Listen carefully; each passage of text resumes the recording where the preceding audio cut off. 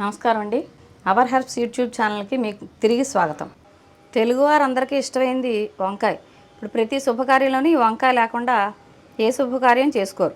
ఈ వంకాయతో రకరకాల కూరలు వండుతూ ఉంటాం. కూరలు, పచ్చళ్ళు, రకరకాల వంటకాలు చేస్తుంటాం కదా. కిందటి వీడియోలో వంకాయ పులుసు పచ్చడి ఎలా చేయాలో తెలుసుకున్నాం. ఈరోజు అవర్ హెర్బ్స్ కిచెన్లో భాగంగా ఈ తెల్ల వంకాయతోటి బండ పచ్చడి ఎలా చేయాలో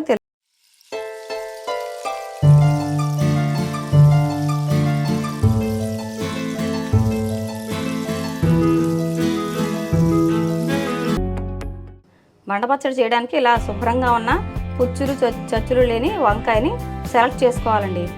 ఇప్పుడు ఈ వంకాయకి పచ్చడి చేయడానికి ముందు దీన్ని కాల్చాలన్నమాట.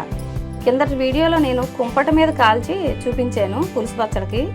ఇప్పుడు స్టవ్ మీద కూడా కాల్చుకోవచ్చు. అంటే ఒకవేళ కుంపట లేని వాళ్ళు స్టవ్ మీద కాలుస్తారు కదా, ఈసారి నేను స్టవ్ మీద కాల్చి చూపిస్తాను అన్నమాట. ఇప్పుడు దీనికి ముందుగా మనం కాల్చడానికి ముందు ఈ వంకాయ అంతా నూనె అప్లై చేయాలి. ఇలా చేస్తే వంకాయ చక్కగా మామూలుగా నీట్గా కాలుతుంది అనమాట, శుభ్రంగా కాలుతుంది. అందుకని దీనికి ముందుగా మనం నూనె అప్లై చేయాలి. ఇప్పుడు దీన్ని స్టవ్ మీద పెట్టి కాల్చుకుందాం. ముందుగా స్టవ్ వెలిగించుకోవాలి. దాని మీద రోటీలు కాల్చుకుంటారు కదా, ఆ గ్రిల్ పెడితే బాగా కాలుతుందండి వంకాయ. దాని మీద ఈ వంకాయ నూనె రాసుకున్న వంకాయలు పెట్టి మనం ఒక 10 నిమిషాల పాటు అలా అటు ఇటు తిప్పుతూ పూర్తిగా మెత్తగా కాలేలాగా కాల్చుకోవాలి. ఇదిగోండి, వంకాయని ఇలా చుట్టూ తిప్పుతూ మెత్తగా కాలేలా కాల్చుకోవాలండి. స్టవ్ సిమ్లో పెడితేనే చక్కగా లోపలంతా బాగా మగ్గుతుందనమాట. హైలో పెట్టేయకూడదు. హైలో పెట్టేస్తే ముందు తొక్క మాడిపోతుంది కానీ లోపలంతా ఉడకదు. కాబట్టి సిమ్లో పెట్టి నెమ్మదిగానే కాల్చుకోవాలి. ఈ వంకాయ చక్కగా కాలిపోయింది, చుట్టూరా కాలింది కదా. ఇప్పుడు మనం ఒకసారి నిలబెట్టి అడుగును కూడా కాలేలాగా ఒక 2 నిమిషాల పాటు ఉంచి తర్వాత వంకాయని తీసేద్దాం. వంకాయ మొత్తం కాలిపోయింది. దీన్ని నెమ్మదిగా పై పొట్టు అంతా తీసేసుకోవాలి. దీని పై పొట్టు అంతా తీసి మెత్తగా గుజ్జుగా చేసుకోవాలన్నమాట. ఇప్పుడు మనం పొట్టు అంతా తీసేసుకున్నాం కదండి. తర్వాత దీనిలో పుచ్చులు ఏమైనా ఉన్నాయేమో జాగ్రత్తగా మొత్తం చూసుకోవాలి కాయ అంతా. ఇప్పుడు మనం దీన్ని రోట్లో కానీ కలవలను కానీ వేసుకుని మెత్తగా చేసుకుని దీంతో బండ పచ్చడి ఎలా చేయాలో చూద్దామండి. ఇదిగోనండి, ఇప్పుడు మనం మగ్గపెట్టిన వంకాయని ఒకసారి కలవల్లో వేసి మెత్తగా చేసుకుందాం. మెత్తగా ఒకసారి వేసుకుంటే ఇది పచ్చడి బాగుంటుంది అన్నమాట. ఒక్క నిమిషం దంపితే చాలు. ఆల్రెడీ చాలా నవ్వులాగా అయిపోయింది, మెత్తగా అయిపోయింది. దీన్ని ఒక్కసారి దంపేసుకుని దీన్ని ఒక పళ్ళెంలోకి తీసుకుందాం. పళ్ళెంలో తీసి పక్కన పెట్టుకుని ఇప్పుడు పచ్చడి చేసే విధానం చూద్దాం.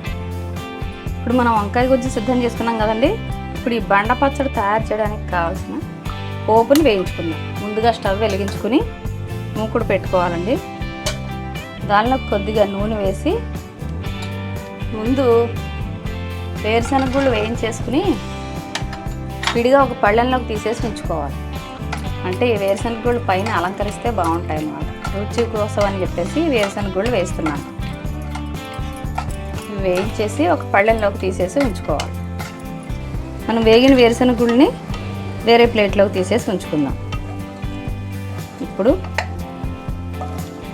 అదే మూకుడు మళ్ళీ స్టవ్ మీద పెట్టి మరి కొంచెం నూనె వేసి ముందుగా శనగపప్పు, మినప్పప్పు, కొద్దిగా ఆవాలు, జీలకర్ర, ఎండుమిరపకాయలు వేసి చక్కగా వేగే వరకు పోపు వేయించుకోవాలి. ఇప్పుడు పోపు వేగిపోయింది కదండి. ఇందులోనే 2 పచ్చిమిరపకాయలు కూడా వేసేసి పచ్చిమిరపకాయలు, కరివేపాకు వేసి స్టవ్ ఆఫ్ చేసేసుకోవాలి. పోపు వేగిపోయింది కదా, స్టవ్ ఆఫ్ చేసేసుకుని ఇప్పుడు కొంచెం చల్లారిన తర్వాత మనం వంకాయ బండ పచ్చడి ఎలా కలుపుకోవాలో చూద్దామండి. పోపు చల్లారింది కదండి. దీంట్లో మనం శుభ్రంగా మెత్తగా చేసి ఉంచుకున్న వంకాయ గుజ్జును కూడా వేసేసుకోవాలి. వంకాయ గుజ్జును వేసి కావాల్సిన పసుపు, తగినంత ఉప్పు, దీనికి సరిపడా ఉప్పు వేసేసి కొద్దిగా కొత్తిమీర కూడా వేసి మొత్తం ఇదంతా కలిపేసుకోవాలి.